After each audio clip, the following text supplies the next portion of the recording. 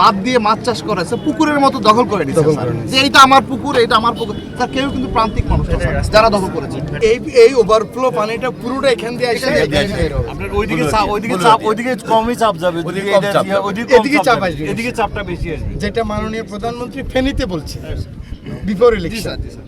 আর এখানে যদি রেগুলেটর যদি না করা হয় তাহলে জোয়ারে ঢুকে প্রতি বছর সিলটেশনে 3 কিলোমিটার মতো। আর এখানে যদি আপনি রেগুলেটর না করেন সিলটেশন আমরা তো বুলুয়া নদীর উপর একটা প্রকল্প নেওয়ার জন্য আমাদের স্যার আমরা প্রস্তাব আছে। খননের কথা বলতে আপনি স্যার সেটাই বলতেছেন স্যার, আমরা খনন করতে চাই স্যার এই 76 কিলোমিটার স্যার, টোটালটাই স্যার 76 কিলোমিটার মতো আমার প্রায় 42টা ব্রিজ আছে স্যার। এবং অনেক ক্ষেত্রে আমার নদীকে সংকীর্ণ করে ব্রিজ নির্মাণ করা হয়েছে স্যার। আচ্ছা। আমরা কিন্তু স্যার এটা এখন আপনি স্যার যেভাবে আমাদের মাননীয় প্রধানমন্ত্রী যেভাবে বলেছেন স্যার, আপনি যেভাবে স্যার আমি স্যার এই ব্রিজের নিচে কিন্তু ড্রেজার এই ব্রিজের নিচে ড্রেজার কিন্তু ভিতরে ঢোকার কোনো সুযোগই নেই স্যার।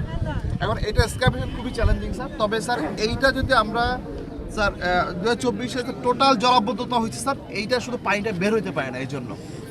এবং এখানে যত জায়গায় এনক্রোচমেন্ট আছে স্যার, বাদ দিয়ে মাছ চাষ করেছে, পুকুরের মতো দখল করে নিচ্ছে স্যার, যে এইটা আমার পুকুর, এটা আমার পুকুর স্যার। কেউ কিন্তু প্রান্তিক মানুষ না স্যার, যারা দখল করেছে, কেউ প্রান্তিক না স্যার। এবং হচ্ছে সবাই স্যার, আপনি যখন এখন প্রজেক্ট নেবেন, জি স্যার, ধর আমরা প্রজেক্ট পাস করলাম, প্রজেক্ট দিলাম, স্যার, আপনি খনন শুরু করলেন স্যার। তখন আমরা উপকূলীয় অঞ্চলের লোক এবং প্রকৃতির সঙ্গে যুদ্ধ করে আমরা এখানে টিকে আছি। বিকাশ পেমেন্টে 10,000 টাকার বেশি অফার, শপিং চলছে তো। আমরা আশা করছি যে বর্তমানে একটা দেশপ্রেমিক সরকার সম্পূর্ণ দুর্নীতিমুক্ত রেখে এই এলাকায় যেন কাজগুলা সম্পূর্ণ হয় সেদিকে বিশেষ নজর থাকবে। আমি যাব 3 কিলোমিটার, পুরো 3 কিলোমিটারে শেষ হয়ে গেছে। না শেষ হলো নাকি?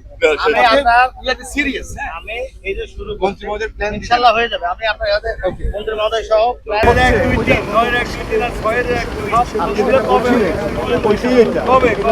জয়েন্ট হয়ে যাবে, পানি হবে না, পরেরটা হচ্ছে। এটা হচ্ছে না কেন?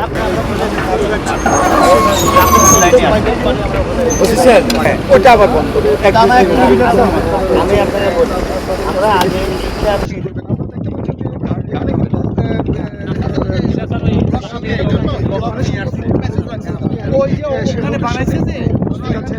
বিগত সময়ে যারা ছিলেন এরা দেশের অর্থ কিভাবে লুটপাট করেছে, টাকা পাচার করেছে, এটা আমরা দেশবাসী জানি।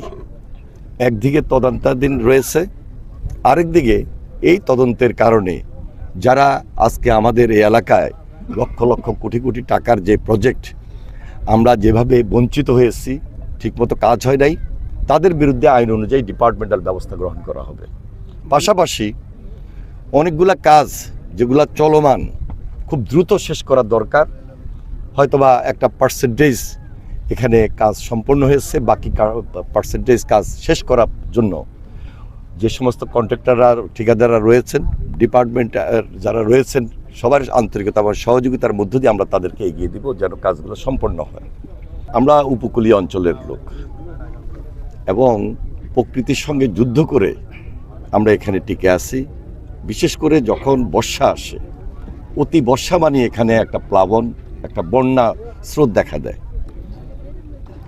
আমাদের এই যে বিশেষ করে মধু চৌধুরীহাট থেকে শুরু করে কমলনগর, রামগতি, বয়ারচর পর্যন্ত প্রায় 61-62 কিলোমিটার, এই পুরা এলাকায় আমরা অনেক জায়গায় বাঁধ ভাঙা অবস্থায় থাকার কারণে, বাঁধ না থাকার কারণে আমাদের এই এলাকার মানুষ বিভিন্ন সময় বিভিন্নভাবে ক্ষতিগ্রস্ত হয়েছে, বাড়িঘর হারিয়েছে, জায়গা জমি নিঃশেষ হয়ে গেছে, অনেকে নিঃস্ব হয়ে পড়েছে।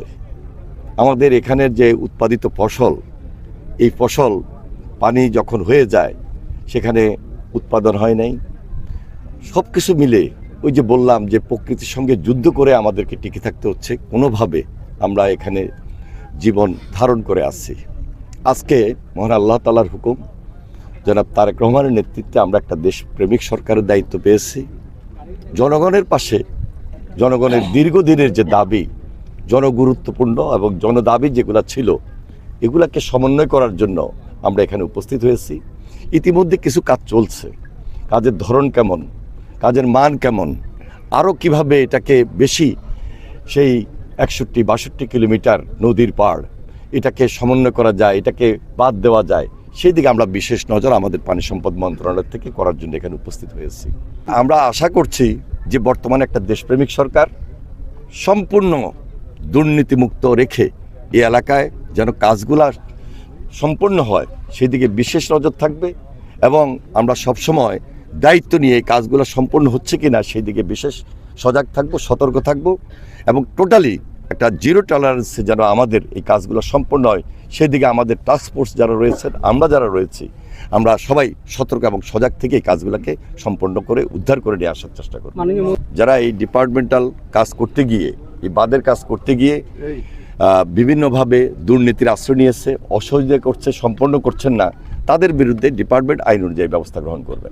আমরা এই কাজটুকু 61 থেকে 62 কিলোমিটার এটা সম্পূর্ণভাবে স্থায়ীভাবে যেন সম্পন্ন হয় সেই দিকে আমাদের নজর থাকবে। ইনশাল্লাহ আমরা এই দেশপ্রেমিক সরকার আমাদের তারেক রহমানের নেতৃত্বে এই কাজগুলা আমরা সম্পন্ন করব এবং আমাদের এই অঞ্চলের নদীভাঙ্গা মানুষের যেটা প্রয়োজন সেই কাজগুলা যেন আমরা তাদেরকে দৌড়গড়ায় পৌঁছে দিতে পারি, তাদের সুবিধার জন্য জনস্বার্থে এই কাজগুলোকে আমরা সম্পন্ন করব। ধন্যবাদ।